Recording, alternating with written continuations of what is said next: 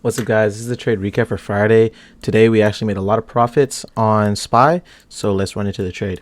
So my daily buys today was bearish, and I'm gonna show you the reason why it was bearish. On daily time frames, we have daily lows. These are some daily lows right here that could be good to target. The reason why I wanted to target bearish today is because this whole week has been bearish. So I knew, all right, if we're gonna be bearish the whole week and we want a significant draw of liquidity to target, we're not going to look for 1 hour draws on liquidity. We're going to look for daily draws on liquidity. And that's actually very good to look for, especially on moves like this. So, we come in and pre-market, we cause a bunch of fair value gaps on the 30-minute time frame. So if I switch over to 30-minute, I can show you guys some fair value gaps. Fair value gap right there. And then a nice fair value gap right there. So, these two dotted lines represent these vertical ones. By the way, those represent pre-market, pre-market open, pre-market close, and then anything after that is market open. All right. So we come in during pre-market. All right, we get a fill of this gap. Now we got to look for a retracement out of it. So we hop on 15-minute time frame. On 15-minute time frame, what are we looking for? We are looking for any moves or legs down out of it. But this is a key important thing that I want to note.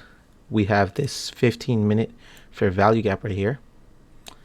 And the thing about this 15-minute fair value gap that I like is that it's a key way for us to see our psychology, and it's a key way for us to trust our trade. So some might be thinking, all right, well, 15-minute got inverse, we're going to push up higher. In order to push up higher, we have to get a break of structure on here, right? We have to get a break of structure on there. But we're not going to get a break of structure, or else if we do, then we'll target this. And definitely, even on 30-minute, we have this 30-minute drawn liquidity right here that could potentially get targeted, and that could potentially get filled to send us further down. That's why we wait on the 30-minute time frame. What do we do? Filling, boom, price rips down. All right, now that price ripped down, we're like, oh God, our daily bias, we're going to get stopped. Our daily bias is going to get taken. That's a significant drawn liquidity right there. And this is why this is important. We get a move down out of it. And then what do we get after a move down out of this fair value gap, or out of this liquidity sweep? Sorry. We're going to look for a chance to reverse. We want to look for a way for price to reverse, change a trend. 5-minute time frame. We scale down even lower. Now I'll tell you guys the reason why we scale down even lower. The reason why we scale down even lower is that we can avoid making the same mistakes that we do and missing our trade, because even the lower time frames can tell us a lot about that, right? I'm like, okay, we might get a reversal out of this, equal lows potentially, but the reason why this isn't equal lows is because that candle closed underneath it. This is another key thing that I want to let you guys know at. We have a 5-minute fair value gap inside of here. What happens to that 5-minute fair value gap? That 5-minute fair value gets respected, and what do we have?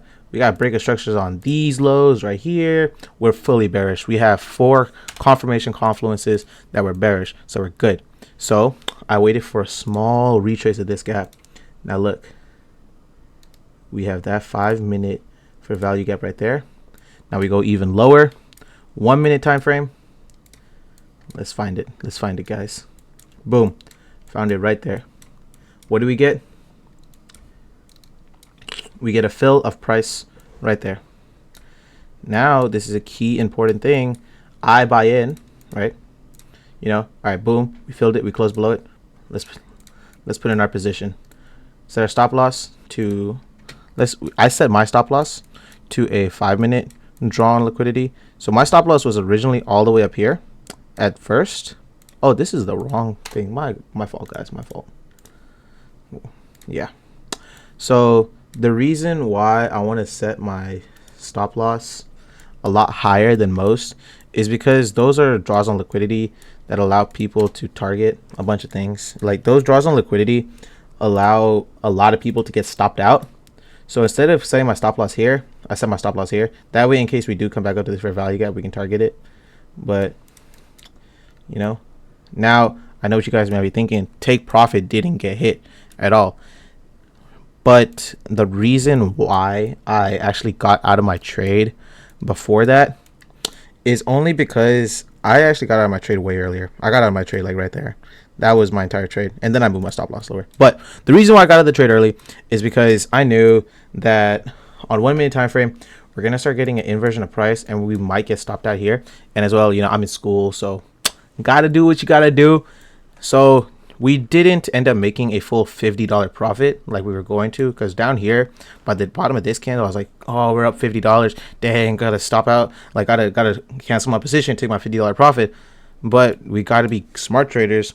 We got to be good traders, and we got to trust our psychology. But as I see price start reversing and heading up, I know that, hey, I might not be in a comfortable spot to take this position for that long. Like, imagine taking this position from 10 o'clock all the way to 1 o'clock. Like, that's a 2-hour trade. And realistically for me, if my trade is not executed fully in under an hour, then I'm not going to trust my trade anymore. That's my thought process. That's the way I trade. But that was my trade for today. This was a really good trade for today. I really like the way it played out. Price action was good until, you know, we start getting really choppy right here, and then we come down. Now, let me remove all these drawings and let me show you guys a key thing. Let me go back on the daily time frame so I can mark out this drawn liquidity.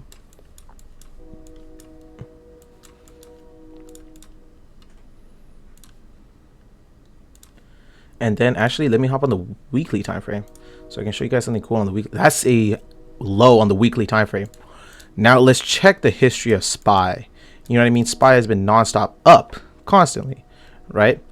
But when we see something like this and we get it filled, what does price want to do after that?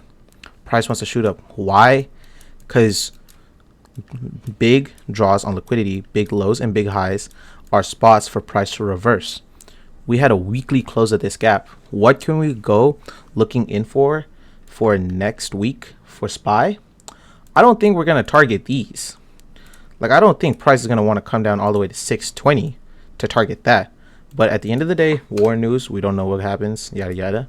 Market's just full-fledged manipulation, right? But what do? We come down below that.